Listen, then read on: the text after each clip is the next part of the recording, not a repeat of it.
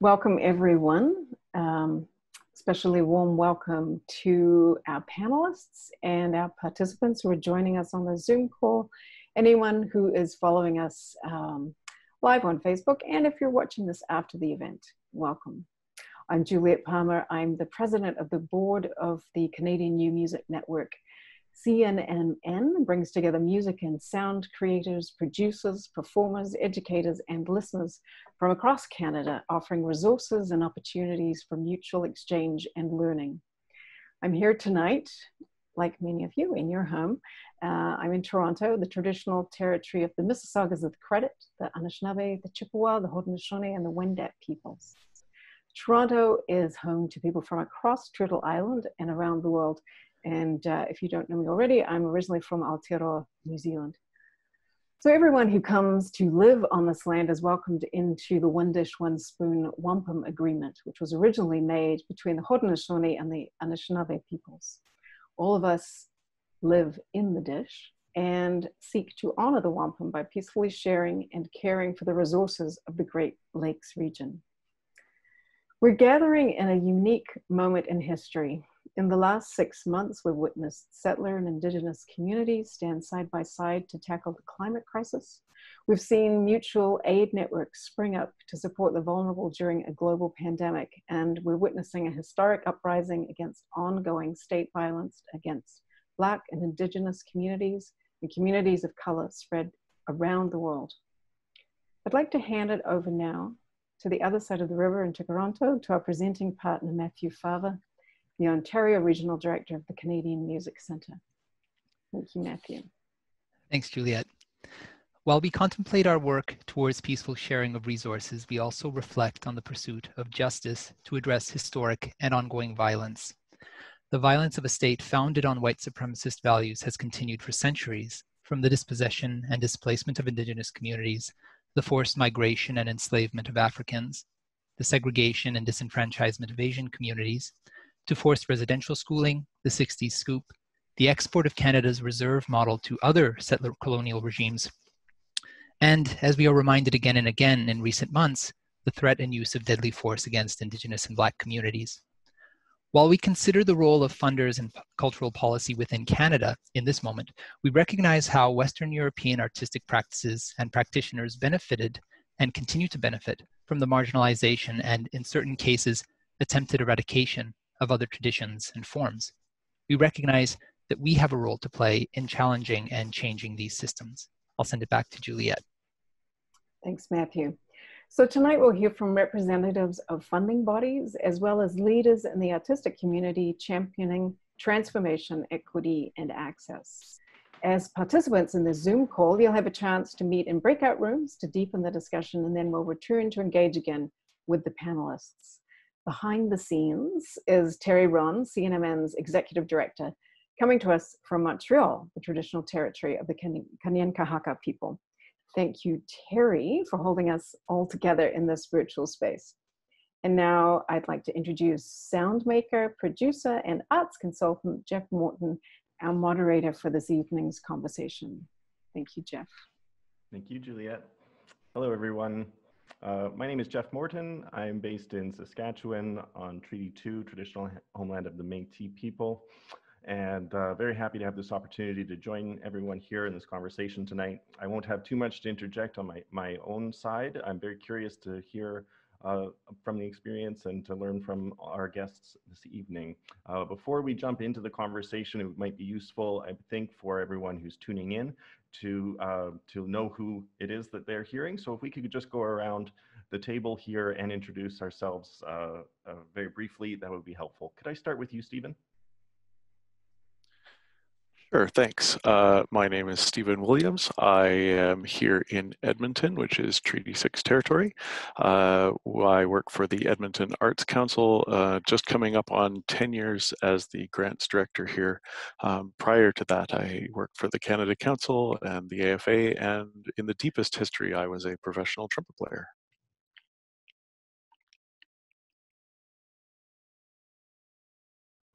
Thank you very much. Michael.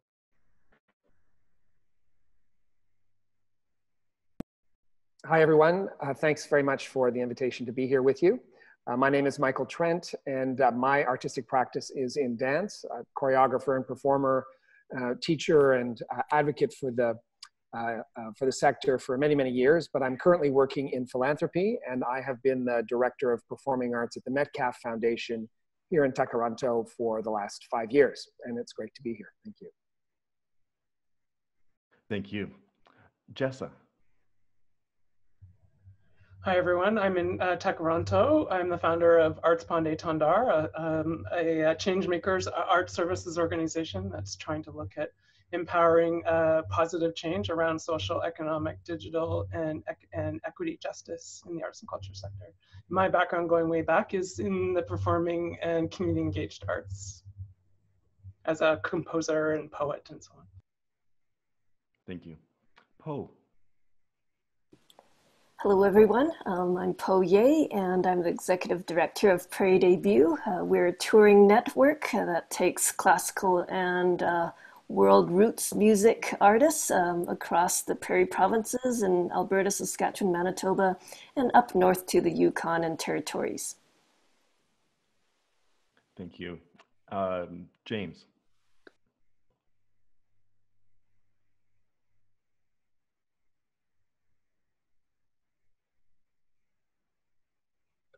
Sorry about that. Oh, can you hear me now? Okay. Yeah. Good evening, good afternoon. My name is James Missen. I'm here today on the unceded, unsurrendered territory of the Anishinaabe Algonquin Nation, known as Ottawa, Ontario, Canada today. I work at Canada Council for the Arts in the music and sound field of practice. Since 2017, that employment has put me in the Explore and Create program. So I work on 3 of the 4 different funding components of Explore and Create, which is kind of the house for where most of the creation production grants arrive at Canada Council for the Arts. So I appreciate the CNMN's invitation to be here, and I'm really looking forward to the conversation over the next while. Thank you, James. And then finally, Charles.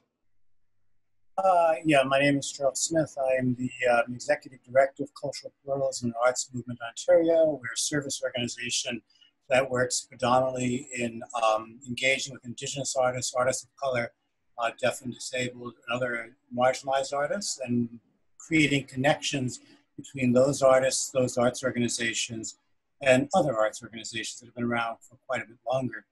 I'm also a poet and have 5 books out, as well as a writer on issues of racial profiling, feminism law, anti-racism and education, other matters.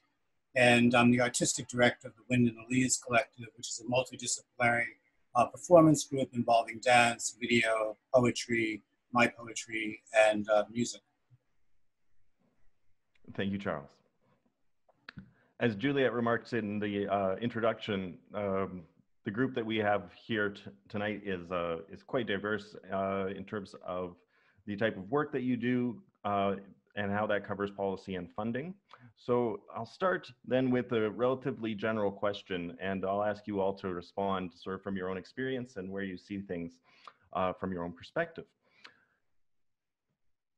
With you all having different views on the arts ecology, and as individuals and as representatives of arts organizations, from your experience, what strategies have you seen artists use to reach the public through the COVID-19 shutdown? And so by this, I mean, what strategies successful or less successful, I suppose, because we want to know how people are adapting as well as what struggles or challenges they're facing. So to the degree that that inspires anyone's imagination or recollection of something of interest that you can share, could I throw it to the group? Would anybody like to share a little bit of how they're seeing this happening right now?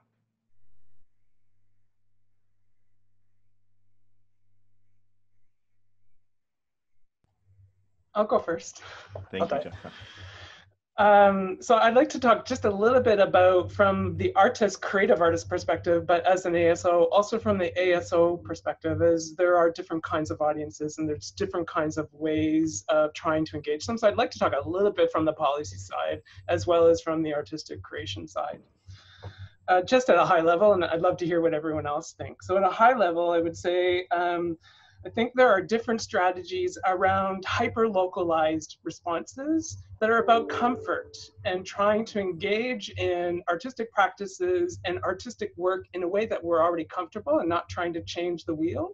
So an example of that, at the beginning of the pandemic, I'm thinking of I can't actually remember the name of it, I apologize, but it's Convergence Theater. And they did a small show where for a small number of audiences, and they phoned people.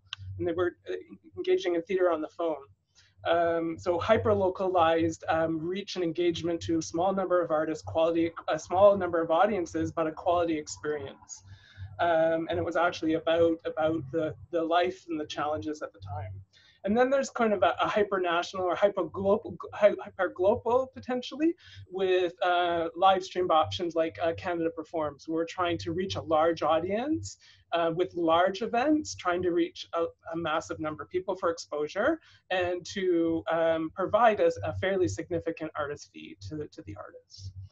Then there's I think a third strategy is more around experimental work, and this work is trying to look at how can we pivot and use digital ways of thinking to potentially create new kinds of work or find new kinds of audiences. And this one's been a little bit of a mishmash, and I think over time, over the last couple of months, we've seen more successes than failures in this area.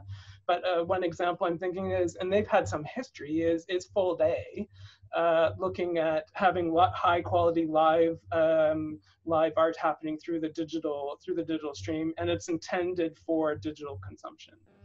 I've also seen some reframing of some past artistic work for live streaming. I recently went to a show from, in Calgary. I'm blanking on the name now, of course, now that I'm going to talk about it. I'll come up with the name and put it in the chat. They took an older piece from about 6 years ago. It was a theater and live and audio art experience with a binaural recording, and they reframed the recording and reframed the theatrical experience to work for live streaming. And because it's like that binaural in high quality stereo in your headphones, it was a nice experience. And so it took them a fair amount of work to reframe the audio, but it didn't take too much work to put the theater experience and adapt it for digital. Then, so that's kind of what I have, those three kind of approaches, strategies for art. And then on advocacy, Juliet mentioned about mutual aid. And I think that is I think there's been a lot less art making going on and a lot more mutual aid. How can we support and survive? I think the key measure right now has not been art making. It's been how can we survive with our basic needs and find some time to think about how we might survive long-term with all the unknowns, and potentially making some artwork around that. But mostly I see a lot of people spending a lot of time. I spent a lot of time personally building I Lost My Gig Canada as a network and trying to find ways to support each other so that we don't feel alone. Our mental health, our physical health, our financial health questions and fears, we have some mutual support around those things. And eventually, by addressing some of those concerns, we will have the capacity as an art sector to make work and engage with audiences. But if we don't deal with the health issues, physical, mental, and financial, we're not going to be able to make work. And the best way to do that is, I think, through the mutual aid networks that are coming up. I Lost My Gig is one, Black Lives Matter has done one, the Indie Arts Coalition is a new one that just came out relatively recently.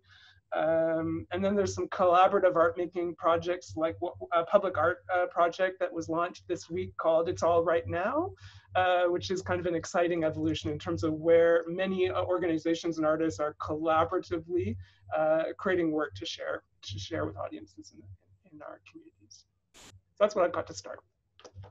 Thank you. Yeah, I can.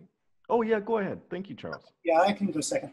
So on the creative side, with my group, When the Leaves Collective, we had a piece that was entered into an international live stream event hosted by the artistic director of Blue Goat Theater in Dusseldorf, which was really quite exciting. I mean, it wasn't, we didn't perform live. We had to actually provide a video recording, but this reached to artists from 24 countries. And the broadcast of it actually reached 50 countries and had over 2,000 people who were watching on a now called 23-hour festival, which is really quite amazing. It was multidisciplinary, so for that one, there had to be a dancer, there had to be a writer, and there had to be a musician. And I paired up with a dancer who was in Halifax and two musicians who were in Armenia.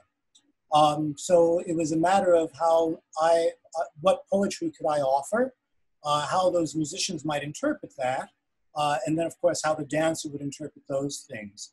And so a lot of this was done through Zoom, of all things, just connecting across hours and obviously geography to share information, get a sense of who each other are, and then actually packaging something that would be, you know, 5 minutes or so, which at the end of it, I thought it was quite a lovely piece. And so that's really quite interesting, that sense of, you know, the COVID shutting everything down, that this broad international audience came up through leadership of Fiona Leonard, who is the artistic director of Blue Goat Theatre, which led me with Wind and the Leaves to think about, you know, how do I continue to engage with my group while we're all pretty much in whatever situation we are. And so we meet weekly, and we started this project called Shorts, which is basically, we've got about 8 to 10 dancers in the group. And so I just invited them each to take a piece and create something out of it, whatever they wanted to, however they wanted to disrupt it, to tear the poetry apart, to tear the music apart, to engage with it, and to create some type of video work that we might use later on, both for video, as a piece of video, but also in the event we're able to get back into live spaces, that would be something that we would then be able to perform in front of a live audience. It might not be solos or duos, we don't know yet, we're in the process. But what I found is people are very interested in that, in engaging and using the technology to think about, you know, we can remain creative, and at the same time, we can think about what does this mean post-COVID and how we attract audiences, how do we send out work, and then how do we engage both, you know, technology and live audience in, let's say, a performance of some kind, not knowing what we'll have at any point in time in the future in terms of live performances. If I can switch hats a bit on my other side, the policy side with Cultural Pluralism Arts Movement Ontario, I mean, we've been concerned about the failure of arts councils around equity. And I'm going to say it quite like that because that's what it is. And it's really disturbing. We put out a paper a while ago called Achieving Equity or Waiting for Godot. And we really feel we're waiting for Godot here. The councils put out, they fund Hill's strategies to come up with information about the artists. And Hill's has a number of times very strongly indicated the incredible gap between Indigenous artists, white male artists, racialized artists, and so on. And I would have thought if equity meant something, it would mean narrowing that gap and eliminating that gap and having a strategy toward how that would be done. We're not seeing that at all for many of the arts councils. Meanwhile, they talk about equity, equity, equity, and it really becomes quite frustrating, disturbing, and provokes a lot of anger, particularly during this time of COVID, because we're very worried that because of the inequities, some of these artists may not exist post-COVID, and then we have to start all over again. And that is really concerning. That is really concerning. And that dovetails with the stuff that was mentioned earlier about anti-Black racism, where a number of Black arts organizations are saying, you know, Canada Council put something out on its Facebook a while ago with a statement around anti-Black racism. So many theaters have put it out. And we're all saying, where have you been? Why are you putting this out now? Make it meaningful. We're tired of the words. We're tired of the words. And so the anger, as you can hear in my voice, becomes quite pronounced. This has got to stop. This has got to stop. We have to talk about social cohesion. We have to talk about the value of the arts. We have to talk about how juries understand different aesthetic practices that come from different peoples. And we have to talk about what is the commitment of arts councils to really achieve equity. I put it this way. My organization is 10 years old. Other organizations that have been funded by these councils are 60 years old. I would like to do the math to talk about what equity looks like for us to get to where they are. Because we have to remember the fundamental definition of equity as coined by Justice Rosalie Abella when she was doing the employment, the task force on employment and equal opportunity employment was equality of outcomes, not equality of access. Equality of outcomes, and we're nowhere near it. And so you can expect some frustration as we go through this COVID, because I'm hearing from a lot of artists, racialized, Black in particular, Indigenous, that, hey, we may not be able to survive this. And then what are you going to do? Start all over again? Or keep talking about equity, equity, equity, equity with no significant change coming around?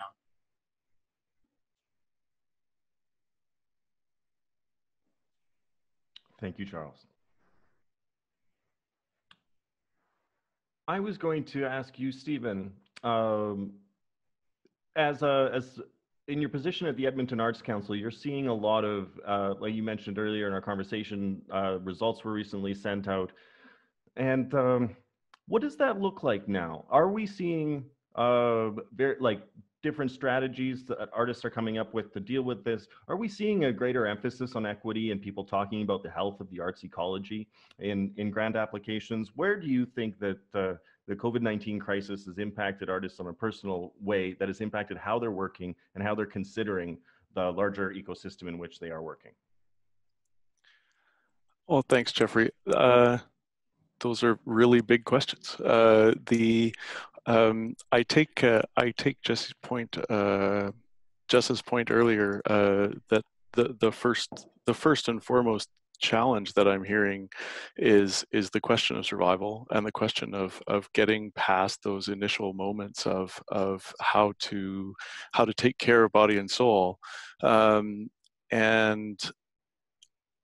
we did have the opportunity here at the Edmonton Arts Council to pivot some of what we were doing in early April, which allowed us to redeploy the better part of $500,000 to individual artists on a reduced structure that garnered a record number of applications, which was not surprising in retrospect, but it did highlight just the amount of tension in the community, the amount of stress, the amount of trying to find any way forward. And I'm not sure that yet has given us in terms of receiving grant applications and processing grant applications. I don't think that structure allows me to answer your question in terms of what those applications are showing us about the arts community. The time frame has just, I think, been a little bit short on that front to try and figure out. We were, to Charles's point, we were extremely heartened by the work of our specialty staff on the EAC Edmonton Arts Council staff that work with Indigenous communities and equity-seeking groups, as well as the rest of the grants staff. When we looked at the sort of population distribution of those applications, the representation of those Indigenous applicants and equity-seeking groups was very high. And when we went through the assessment process, which we did virtually in a very similar way as we're having a virtual meeting today, the commentary was not, look at how many, but look at how great these applications were. And the outcomes reflect that at a success rate higher than average. So that's a starting place. It's certainly not an ending place from that perspective. The question on a policy front is, what kind of work and in what kind of way can the funding agencies be responding to what artists are thinking about and what artists are able to create and produce and potentially present, and in what way? To that end, we are actively and very vigorously engaging with our community, because we do still have funds available for the rest of the year, but the guidelines that were structured for a time pre-COVID are not, like, they imply a lot of things about bringing artists together to work together in real space. They imply a lot of things about bringing audiences into real spaces, and that's a challenge that we need to address.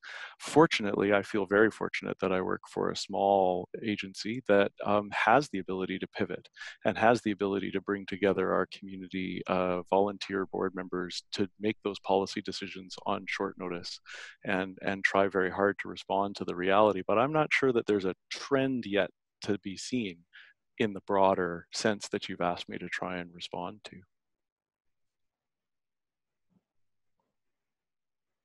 Thanks, Stephen.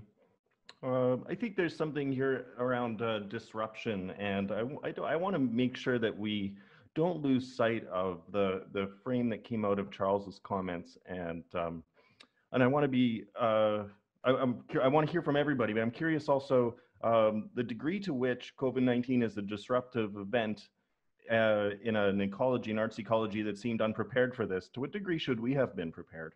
We had it may have been unforeseen, but we could have foreseen that something would happen. So resilience and things like this, and equity, and how they impact this. We're having this conversation now. I think it's overdue, and I don't want to lose sight of that frame. So if you don't mind, Michael, could I ask you a little bit to talk about how you see artists responding through this disruptive period, and also not to lose sight of that important topic of equity and justice in this context.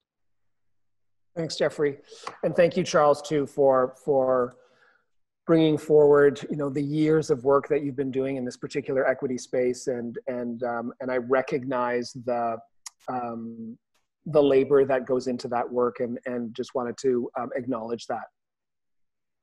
You know, Metcalf is a bit of a different beast than the other two public funders. We're much smaller. We don't do operating funding. We provide opportunities for organizations to kind of go through an innovation process, and also we look at individual leadership.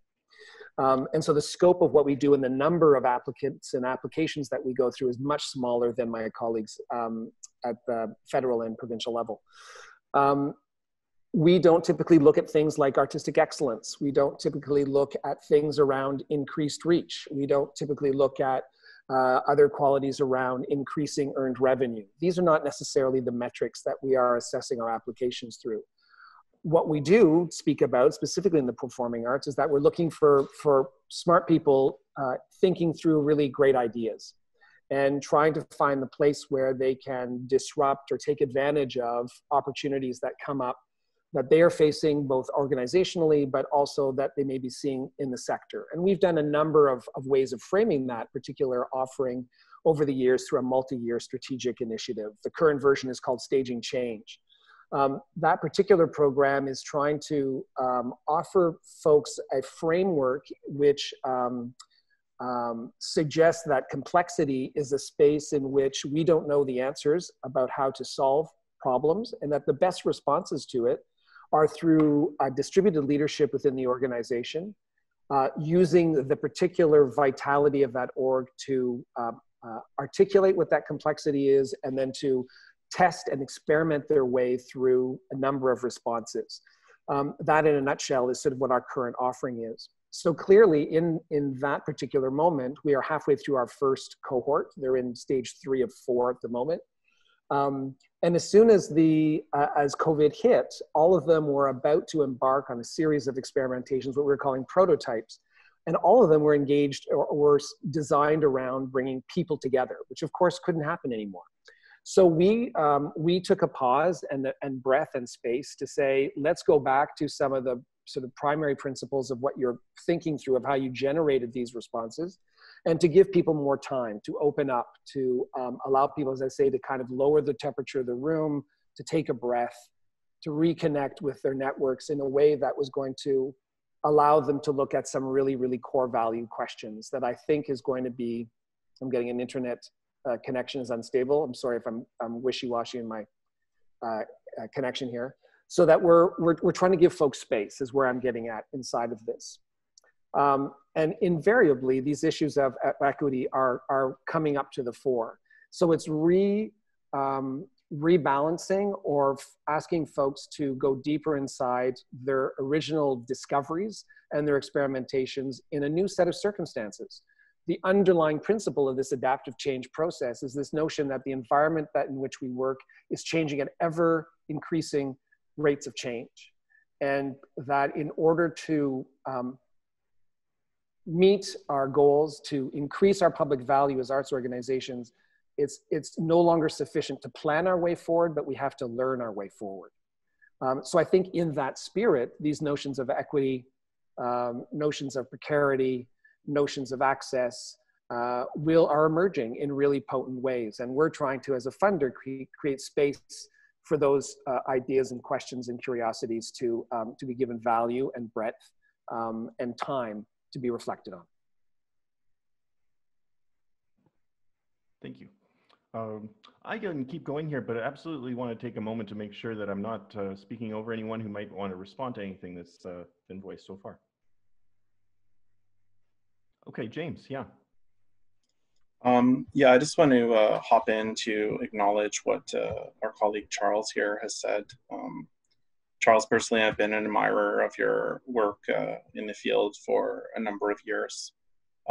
It's definitely noted that the place of my employment has much more work to be done in terms of addressing the very serious issues that you've identified.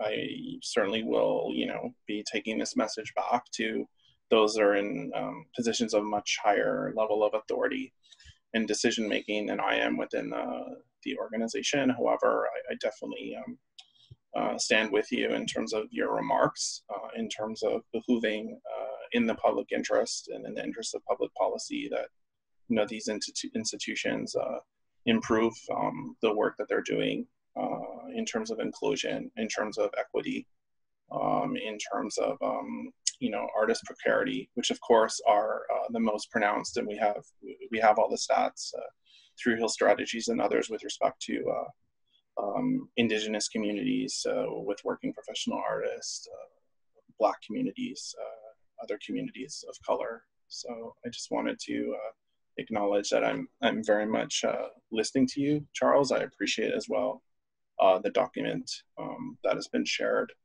The other thing I just want to follow my colleague Michael here and also bounce back a bit to what Jessa was saying earlier, and Charles's point too, of course. Things are changing, it would appear, experientially and bodily, like things are changing in such a fast way, but they're also changing very slowly at the same time. I think one of the challenges currently in terms of what I hear in my professional role, which of course involves looking after a core grants component in the Explore and Create program, is the challenges or the duress placed by COVID, and of course different jurisdictional realities in terms of when people might be returning to physical spaces and how many people and how big the spaces be in terms of any notions of planning. So that's something that I'm finding quite interesting. Of course, with respect to the Privacy Act, I can't go into confidentiality of naming particular organizations or artists, but that's definitely something that's informed my work going back till the 16th of March when we were asked to telework. I think about it as well, Stephen, in terms of your remark, looking at guidelines. And while I have no official kind of say over how the frame of different components, say in the Explore and Create program, would be elaborated with respect to evaluation criteria, we do have the criteria in our two project grant components, which are research and creation and concept realization of feasibility. So notions of feasibility are kind of shifting, and certainly we're shifting a bit as people were approaching the application deadlines at the end of April in terms of being able to apply. But it's interesting. I think that something that I've definitely tried to pass along, responding to inquiries and speaking with individual artists and groups and collectives, is it's also, because of this kind of fast slowness duality, if you accept that premise, it's also a time to return to your primordial artistic mandate as well, or in the case of an individual artist, what your practice is and what you're still able to accomplish and why you're doing those things. And it would certainly seem in the Explore and Create program at the Canada Council that people are seizing these opportunities to seek public funding, because we have the highest amount of grant applications received in the program to date since the launch in April 2017. So people are still thinking about ways, like Jessa had your you had your kind of different setups in terms of experimentation and you know, local and whatnot. Again, I'm not commenting on the content of any application, but just thinking about inquiries from the middle of March into late April that, you know, people still are very much wanting to collaborate together, learn to co-create in a socially distant way, connect with audiences through digital means, but also anticipate what some form of the future will be in terms of community-based practice and being able to engage within live performance space. So I'll leave it there for now, and thank you, Jeff. Thank you, James. So then I want to turn to you, Po, if I can. You do so much to underpin the contemporary music and music scenes in the prairies, and I'm sure there's a lot that I don't know about as well. When I think about my own experience living on the prairies and about the work that some of the work that I know you do, it strikes me that a lot of this is work that was already done at a distance and connecting people over great distances. And I'm wondering if you could speak to how you've seen artists affected and strategies they've found working from what you see within this COVID-19 pandemic. Right, I've been thinking about what James just touched about, connecting artists with their audiences. And the region that I work in is quite a vast area. And there are many small communities with volunteer arts councils, and each community is very unique. And while I've been involved in many discussions with my colleagues, the network that these smaller communities are involved with through the regional presenting networks and through organizations like Prairie Debut, the discussions are at different stages. And so when COVID hit, some of these smaller presenters might have had to cancel.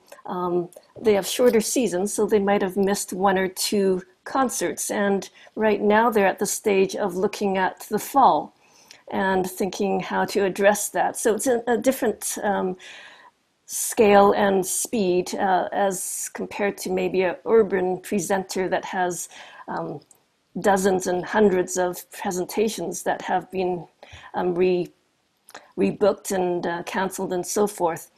And so these presenters are just really now looking at what the future is going to be for the fall and into the next year, and how to stay connected with the artists. And they've been looking at a very local level because that's the most accessible to them. And then given that the travel between provinces and even areas within provinces is uncertain right now, the mindsets within communities really varies. Some people are understandably very cautious, and some are looking very eagerly at reopening and engaging artists, and looking at, you know, all the health protocols. And some of this is pretty overwhelming if one is a volunteer presenter trying to figure out how to incorporate all the safety considerations of presenting and welcoming artists. If a lot of presenters were mainly welcoming touring artists, and now if they're looking at pivoting to being producers, that's a very different aspect, and it's a new one, and something that requires some new insights, skills, supports. So when you were talking, James, about planning ahead, so there's a lot to think about for presenters and producers of all sizes trying to plan ahead. I believe there's a lot of trust in these local arts organizations, and they have the community understanding and the trust of their communities behind them. And so that's a really key for their activities, and for us to stay connected with artists, with these people on the ground, shall we say. I think, you know, Prairie Debut and other organizations to continue facilitating discussions so that the issues, considerations do become part of the discussions at the very grassroots levels. There are many layers and networks involved in these discussions, and it takes a little longer for some of these discussions to get to some of these very smaller communities. Not to say that they're not part of the digital network as we know now, but just to be involved in the same way on even platforms as we are having right now.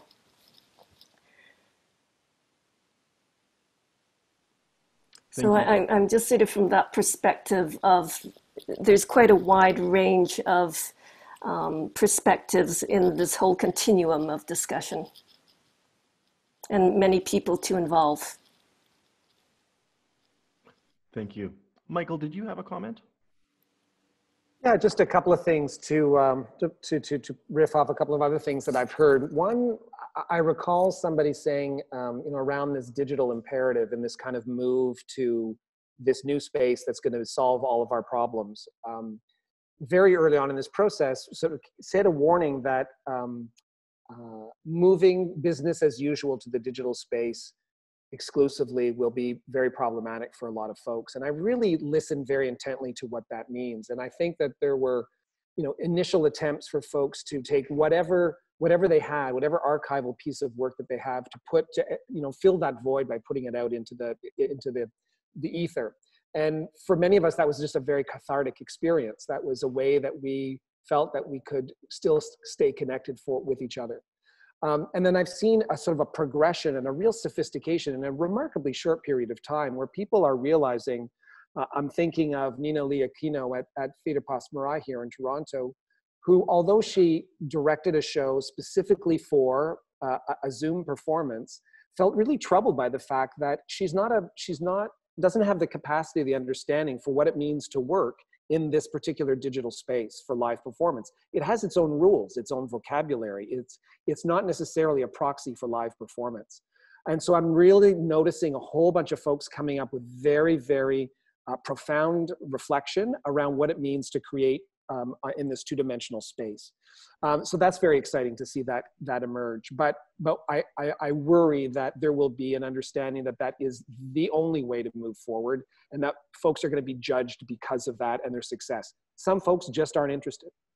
And then the second thing that I wanted to riff off, and I'm just going to put this in the chat, is perhaps many of you are aware of this, but Business for the Arts and Nanos Research recently released the ArtsPond tracking survey, which was asking folks across Canada what would they need in order to get back into the theater, back into a live performance. Some really interesting stuff came out of that research.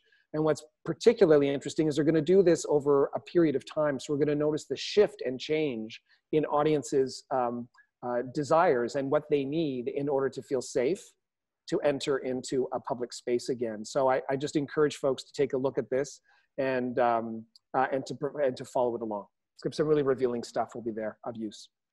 I can follow on Michael and Po's comments, and also a question from someone in the chat room around, and it ties into the equity issues, there's a bunch of learning that needs to be done. So Jessa was on a panel that we had a couple of weeks ago, which is really looking at the way in which Indigenous, Black, people of color, artists, deaf and disabled are engaged in the digital platform.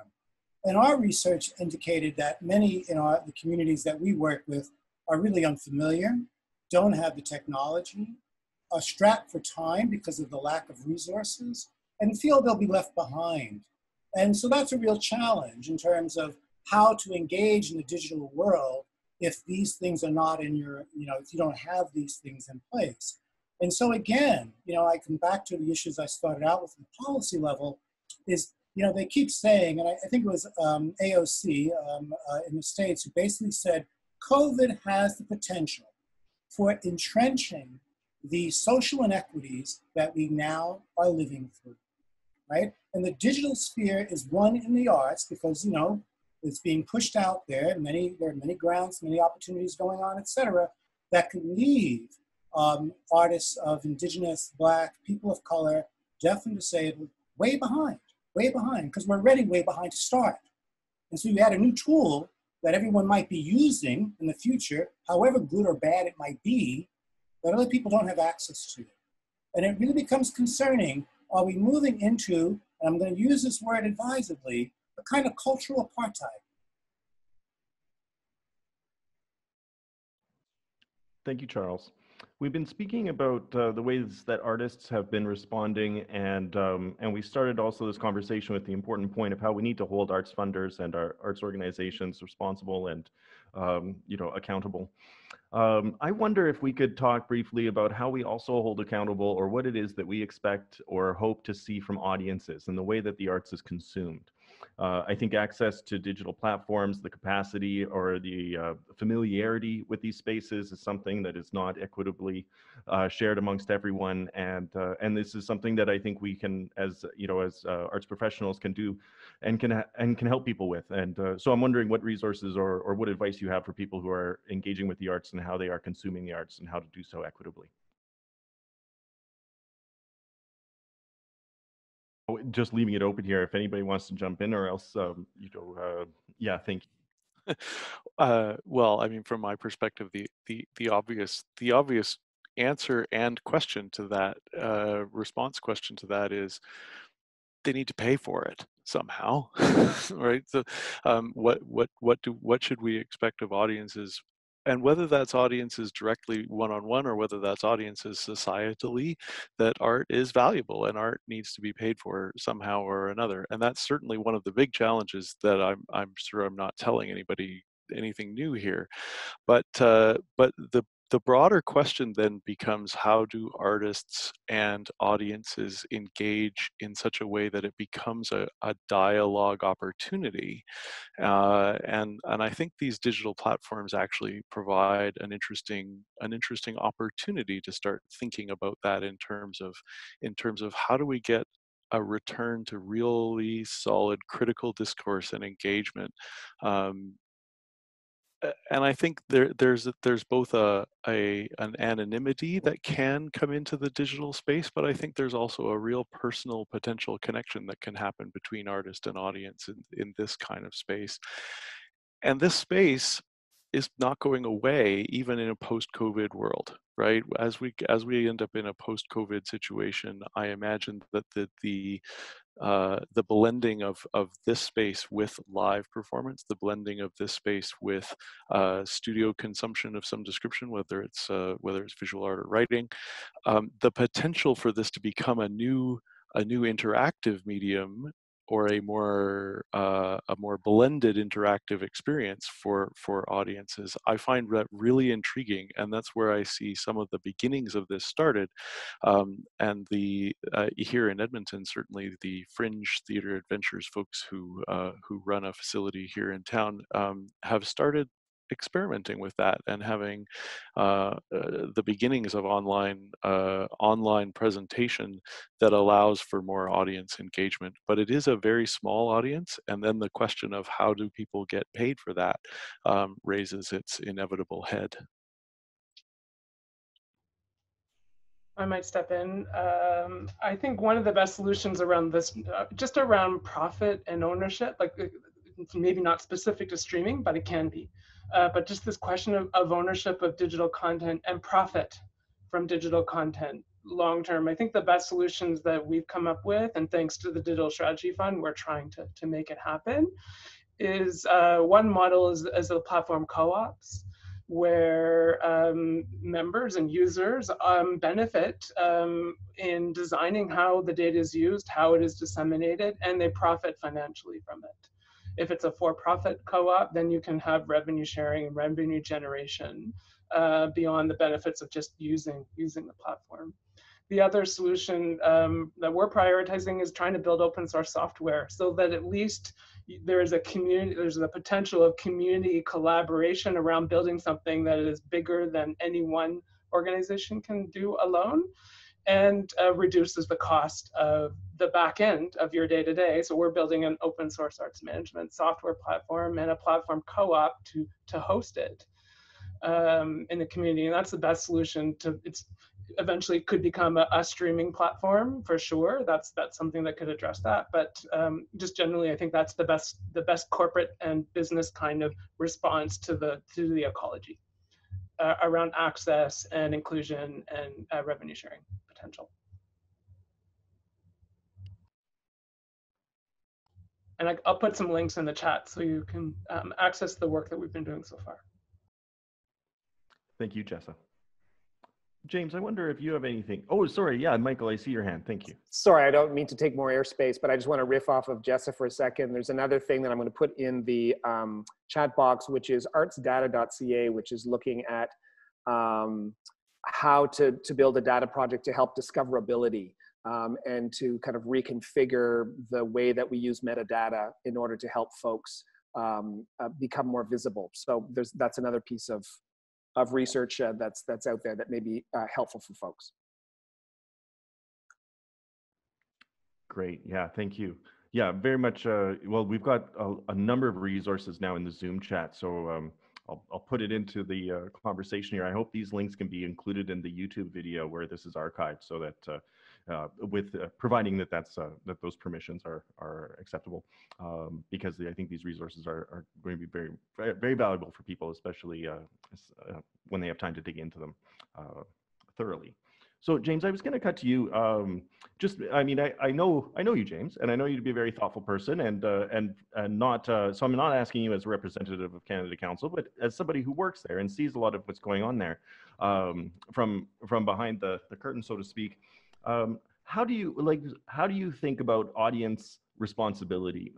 Just, as Charles mentioned earlier, this is very much a matter of survival. And I think about the ethical consumption of the arts and what we have a responsibility to do.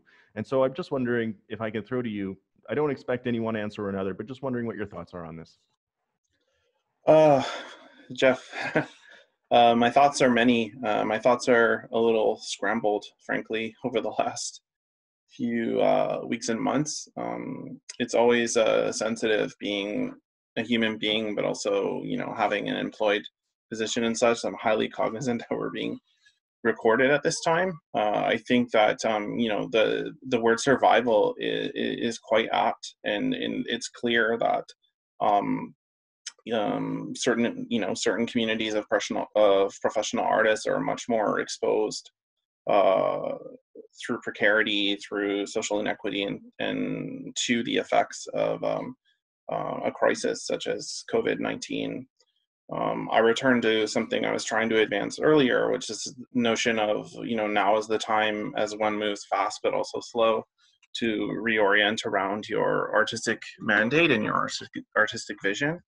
So for myself, both personally and in my professional role, I think that really requires a reexamination of fundamental principles. One for myself, certainly always has been notions of self-determination.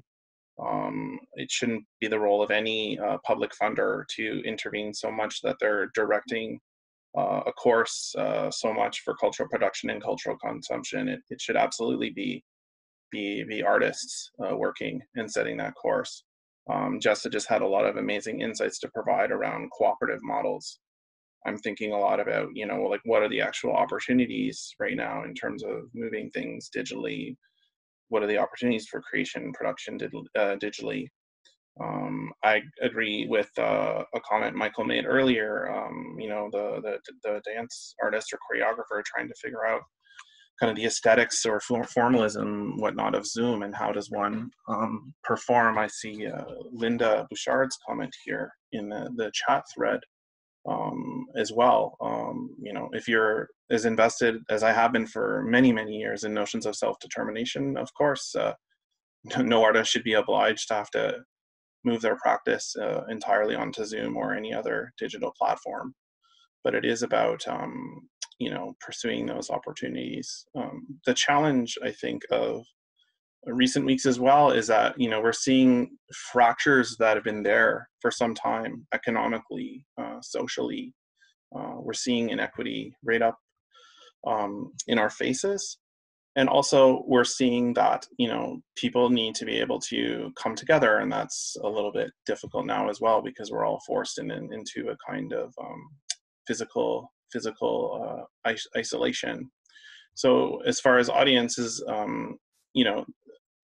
there's been a lot of consumption since moving into quarantine of, for lack of a better term, cultural goods or cultural products. And that's very, very encouraging that people, Jessica said the word comfort in their opening remarks as well, notions of comfort. But of course, we want those audiences to be engaging in those ways where, the artist who's put in the labor to produce those works of art is being remunerated. So that's about all I have to say right now. I'm kind of wandering around a little bit here with respect to audiences, but I certainly think it's about trying to figure out means and mechanisms so that artists can be supported financially, be supported in terms of social equity and inclusion, and they get to step forward and determine the kind of artworks that they want to make and they want to share with the world, and that they are within their communities, whether virtually or physically, that want to engage with their works as well. If I can just tag on to that quickly. One of the real challenges that we're going to have to look at is changing demographics. We're seeing an incredible growth in Indigenous communities, and also there's a different issue of self-determination and nationhood, which is quite different from other communities that are here. But we're seeing a large growth in terms of its population. We also know now that 1 in every 4 persons across this country is a person of color, and that will likely increase to 1 in every 3 persons by 2030, 2025, 2030. These are Stats Canada data. And so the question then comes to what Hill's Strategies talks about in one of their last report about audiences, is they have discovered, as Wolf Brown did when they did the work for the Ontario Arts Council, there's a high degree of audience participation coming from Indigenous and racialized communities. And most of those individuals are going to see art from Indigenous and racialized peoples. So we face 2 dilemmas. If racialized and Indigenous artists are going to have difficulty surviving and have challenges producing their work in the future, will we also lose those audiences? And what does that look like when we are talking about 1/3 of the population in this country being racialized, right? And again, this is why the thinking and the strategy and the plans around equity are needed long time ago, not just now, but long time ago. But and that's why I used the term cultural apartheid earlier. We are facing a very different Canada in the next decade than we're living in now. And the question of relevance of the arts to that population is going to be critical. And if the arts aren't relevant to that population and that population is excluded, here we are.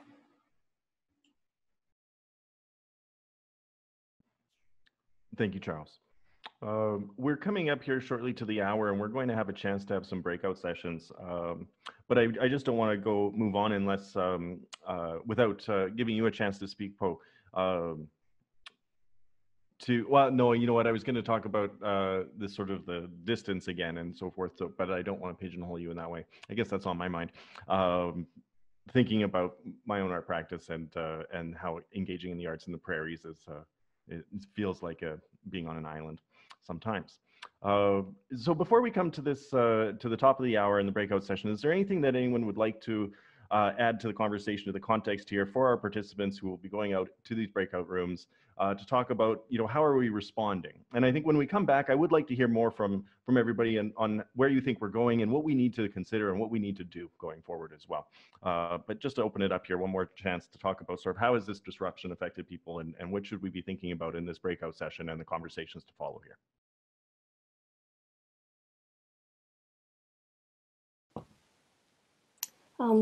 I just wanted to jump in with the thought, and there's been so many ideas that have come up. And on the digital platform, I've been thinking a bit about those artists where maybe the digital platform is not the most comfortable or suitable for their art and for their expression.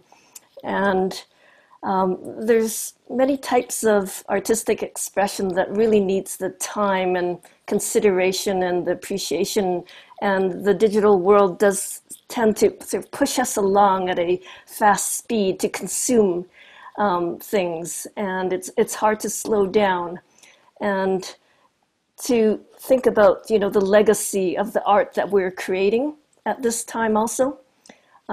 It's just a lot of content right now, and sometimes I just wonder, are we changing audience expectations at the same time?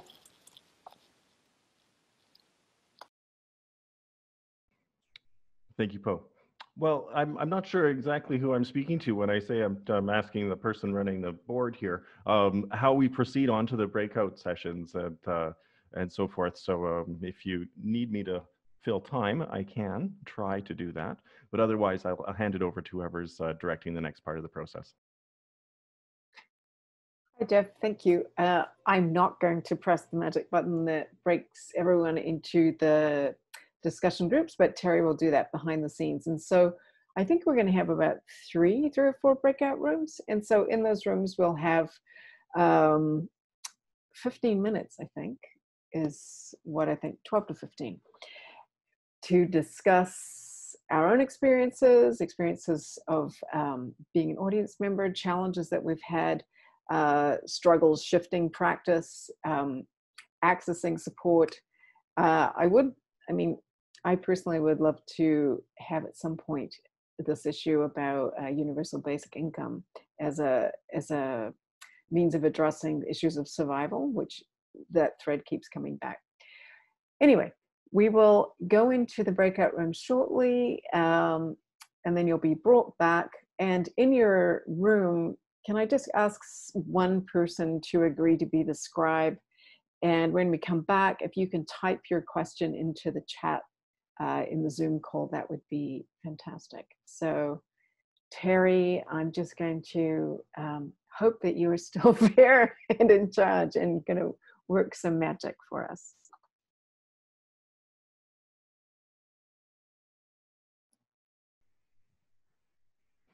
Is this the full group then? We're not. Are we waiting for anybody at this point? No. Okay. Okay. Great. So during this 15-minute break here on our side, we made a note that we had a question from Aline on support to individuals versus support to organizations and so forth. So this question, we didn't want to lose this. So does anyone have any insight into why there is little funding going directly to artists? So maybe start there, just throw it out to the group if anybody has anything they'd like to respond to Aline's question with. At the risk of repeating myself from our previous offline conversation, I think this goes to the potential for a crisis to entrench old patterns, where certainly historically a lot of arts funding, public arts funding, has gone to organizations, and when in a time of crisis, when the goal is to move support into the community quickly, that's a natural reaction to try and go there. It is something that I think is on the mind of many public art funders, and I'll speak on behalf of the Edmonton Arts Council specifically, that we're very aware that as we are pursuing the City of Edmonton's 10-year cultural plan, the Connections and Exchanges plan, one of the things we really are thinking about is how to make sure that we're increasing that investment in the individual artist, the collective, the multi-year project grants to collectives, rather than continuing that old paradigm in the larger sense. And we did that. We tried to live that in the last few months as we pivoted to support individual artists during this particular time. But I think that's something we're going to be thinking about a lot going forward as well.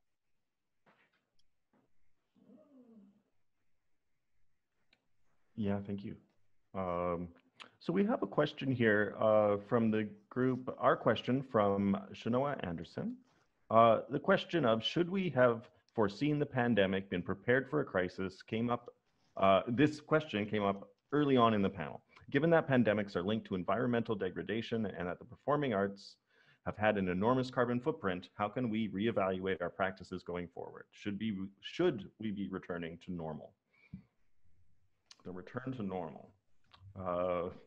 Michael, I see you shaking your head. I don't think we can. I don't think it's possible. There's too much at stake.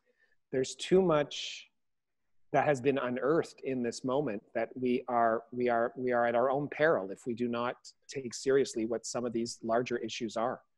And the question made me think of what Jessa said early on, and I had a similar version to it, is that this notion of becoming, I think you said, Jessa, hyper-local. My word was massively local, and that I think one of the moves will be towards making art and sharing it close to where, or sharing art close to where it's being made, and getting much deeper into community in a way that is going to contribute to city building in a really fantastic way. And then the opposite is that if reach is a really important value, then the fact that we can connect through the Ethernet helps the fact reach people that we would never ever have been able to have a conversation with in terms of our art. But I think on a practical basis moving forward, we have to look at all of these issues that are relating to universal basic income, income averaging. What does it mean? What are the policies in place that need to make audiences and artists feel safe to come together? There are phenomenally enormous questions around precarity that are looking at healthcare access and all of these huge societal questions. And I think there's a opportunity for us in the arts sector to not only contribute to that conversation, but possibly lead in many instances. And that's one of the exciting hopefulness that I have in what we can possibly do as a sector. I'd love to reply back to that. I think it's hugely frightening, but it's also an opportunity. The United Nations has established 17 global sustainable development goals by 2030 in climate action and sustainability around innovation and infrastructure building and so on, things that the arts sector is implicated in when we travel a lot to go on tour, or when we're building venues and needing lots of electricity and so on. We're implicated in all of these things, and yet we don't really, as a sector, we don't talk about that very much, and I think we need to. And having a mixture of hyper-local and hyper-digital and traveling probably a lot less is something that we're going to need to do to save the planet. And if we can be better connected to other communities that are using the UN, the SDGs, the Sustainable Development Goals, as a way to bring action together and bring awareness, I think that would be really helpful. UNESCO's, I'll put it in the chat, UNESCO's published an article about, it's a bit old, from 2017, but how the art sector can potentially support action around, as the art sector, around the Sustainable Development Goals. And there are other organizations than ArtsPond, such as opera.ca, that are looking at the SDGs and how we can respond to them as the art sector. Yeah, if I can just add very quickly, I mean, one of the things I think we have to realize fundamentally is that we are in a culture that is, word greed comes to mind, consumption. You know, we just continue to consume. And of course, our leaders are incredibly greedy. And as part of that, the environmental degradation, the issues that we see around equity, the issues of power and dominance are killing the planet, and that will mean killing us. What is the role of the arts in this? To speak about it, to create work about it. Yes, to connect locally, to say, hey, there's another way. It doesn't have to be these grand scale things. One of the things I'm finding interesting as we begin to look into recovery is the more nimble nature of smaller venues compared to the larger ones. And those smaller venues are likely going to be able to open earlier. They're going to bring in artists who frequent those things, and that hopefully will bring people to come and participate in those more at a local level. So I think in Toronto, a place like the Citadel, Factory Theatre, Passamarais, etc., compared to the Four Seasons, TO Live, and St. Lawrence, St. Lawrence Center. I mean, wow, in Germany, so for example, what they've done, because they have incredible state funding, the orchestra had to rip up half the seats. Half the seats. Now, our models are based upon audience contributing through tickets. You can't tear up half the seats in TO Live or in Four Seasons and expect to make the balance, right? That's just not possible, I don't think, unless of course you raise ticket prices astronomically high to make up for half the audience you're missing, which then of course goes back to who can go, who can't go. So we really have to look at how did we get here in the first place? What is the rapaciousness of this economic and political system we're living within? What is the impact on the arts? Because arts that those individuals favor get the support. And then how do we undo all that? It's not an easy thing. I had a conversation with the artist the other day who was just, pulling her hair out saying, this has to happen en masse. Will it? That's the big question. Will it happen en masse? Or will we get through this moment and go back to what people call normal, which was never normal?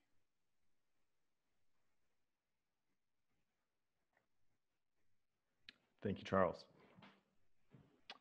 We had a few comments come in. I'm thinking back to Linda, your note about the quality of audio in Zoom calls and the need for technological solutions that are more robust and appropriate for the work that we do. We also had a comment here further down the chat around digital platforms and tools that are more accessible and satisfying for online performance. And then also I'll pull into this the comment here that Tina brought up around digital performance and online work being materially something unto themselves, so that this is not a duplication of something. So just with this in the air, on the topic of tools that we need or tools that we wish we had, I'm wondering if, I'm not sure, Terry or Juliet, if we can open it up to the whole group, because this doesn't necessarily just need to go to our panelists.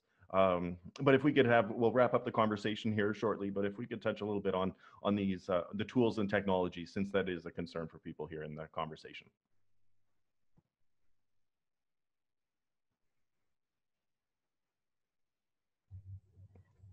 Not a specific tool, but I think the Digital Strategy Fund, there's going to be a ton of tools. There are a ton of tools being developed, and we should really try to celebrate that a little bit more and get the word out, what's happening, and try to support them, because it's crowdsourcing support long-term that'll make these tools that are being developed and the ecologies that are being developed successful.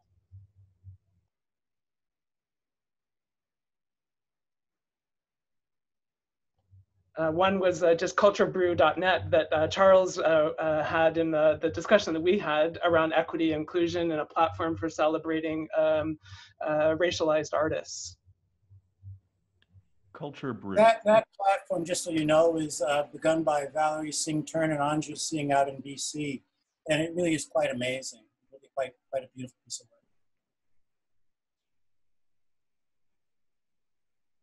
Another one around disability artists, creative users projects here in Toronto. Lindsay Fisher and her crew are working on a list of accessibility events that have accessibility services, basically, and building an ecology around accessibility and awareness of events.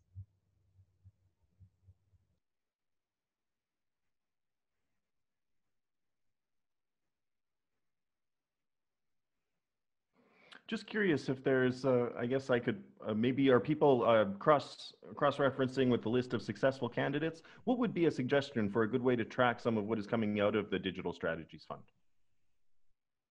I personally download the lists from the funders, and I write them and try to connect. So we have a digital strategy fund project called Digital ASO that's intentionally trying to breed awareness of what's happening in the sector.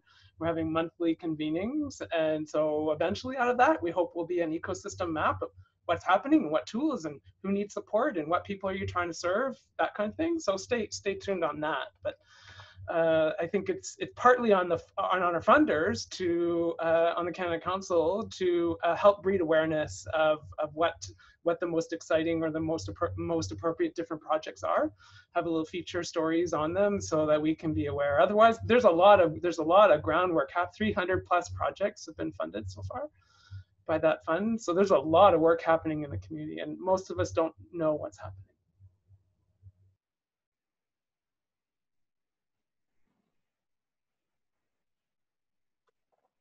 Just to add to that, Jessa, yeah, I posted the link in the chat to the fund. I know there's a bit more of attention in terms of the previous annual report of the council. Council refers to them as notable stories. You know, projects that we fund, whether it's in the Digital Strategy Fund or any other component of the Canada Council, to kind of highlight in terms of successes. So there are a number of those examples there.